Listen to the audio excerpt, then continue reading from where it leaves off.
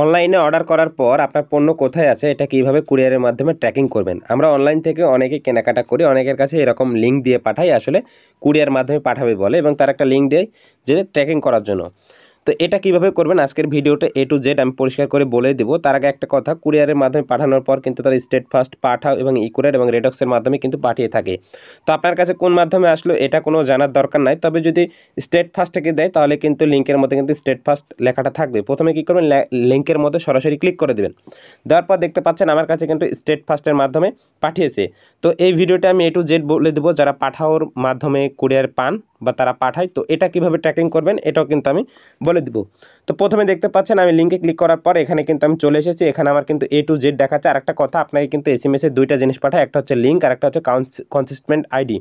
তো যদি কনসিস্টেন্ট আইডিটা না পাঠায় তো কোনো প্যারা নেওয়ার দরকার নাই, লিঙ্কের মাধ্যমে দেখতে পারবেন। সরাসরি আসবেন, আসার পর এইরকম আসবে। এখান থেকে কিন্তু সেন্ডার অর্থাৎ রাইডারের নামটা, ডেলিভারি ম্যানের নামটাও কিন্তু এখানে শো করছে এবং তার নাম্বারটা শো করছে। সে যদি কোনোভাবে চিটিং করে আপনার সাথে তো আপনি কিন্তু এখানে কমেন্ট করতে পারেন অর্থাৎ রেট দিতে পারেন।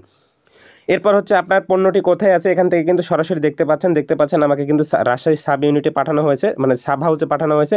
এরপর এখান থেকে আমার কিন্তু উপজেলায় পাঠানো হয়েছে। এরপর কিন্তু ডেলিভারি ম্যানের কাছে চলে এসেছে এবং সে কিন্তু আমাকে এখান থেকে পণ্যটা মানে আমার কাছে দিয়ে দিয়েছে হাতে। তো কখন কোন সময় এটা কনফার্ম হয়েছে এবং কোন টাইমে কোথায় এসেছে A to Z কিন্তু জানা যাচ্ছে। তো যাদেরকে পাঠাও কুরিয়ারের মাধ্যমে পাঠাবে তারা কী করবেন, সরাসরি প্লে স্টোর থেকে এটাকে ইনস্টল করে নেবেন। দেখতে পাচ্ছেন 10 মিলিয়ন প্লাস ডাউনলোড হয়েছে অ্যাপটা, অনেক পপুলার একটি অ্যাপস। তো সরাসরি এখানে আসার পর এখানে আপনাকে ফোন নাম্বার দিয়ে লগ ইন করতে হবে, ভাষাটা সিলেক্ট করে দেওয়ার পর নেক্সট অপশানে ক্লিক করে দেবেন।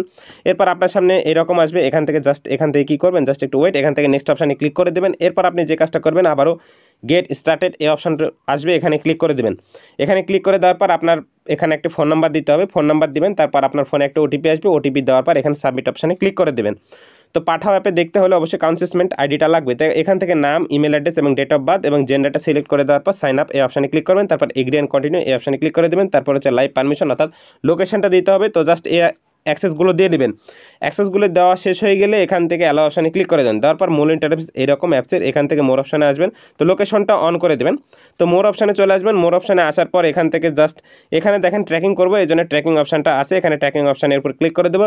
দেওয়ার সাথে সাথে আপনাকে এখানে বলবো শুরুতে কনসিস্টেন্ট আইডি দেওয়ার কথা, যেটা আপনাকে SMS-এ দিয়ে পাঠায় তারা। তো এখানে আইডিটা দিয়ে দিবেন আর যে নাম্বার অর্ডার করার সময় দিয়েছিলেন সেই নাম্বারটা এখানে রিসিপিয়েন্ট নাম্বার এই অপশানে দিয়ে দিবেন। ওকে, দেওয়ার পর ট্র্যাক ডেলিভারি এখানে ক্লিক করে দেওয়ার পর সাথে সাথে কিন্তু আপনি কিন্তু ট্র্যাক করতে পারবেন আপনার ডেলিভারি বর্তমানে কোথায় আছে। তারা বলে 2-3 থেকে 5 দিন এরকম লাগবে, কিন্তু আপনার ফোনে কিন্তু অর্ডার করার পর দেখতে পারবেন যে আপনার পণ্যটা কোথায় আছে।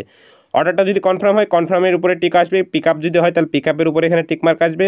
এরপর ট্রানজিট আসলে ট্রানজিটের উপরে আসবে। তারপর আউট ফর ডেলিভারির জন্য আসলে কিন্তু এখানে দেখতে পারবেন এবং ডেলিভারি হয়ে গেলে হাতে পৌঁছালে এখানেও কিন্তু টিক মার্ক আসবে। তো এইভাবে চাইলে আপনি অনলাইনে পণ্য অর্ডার করে আপনার পণ্য কিন্তু হাতে পেতে পারেন এবং পণ্যটি কোথায় আছে বা পার্সেল কোথায় আছে এটা কিন্তু দেখে নিতে পারেন। তো ভিডিওটা ভালো লাগলে অবশ্যই কমেন্ট করে জানাবেন।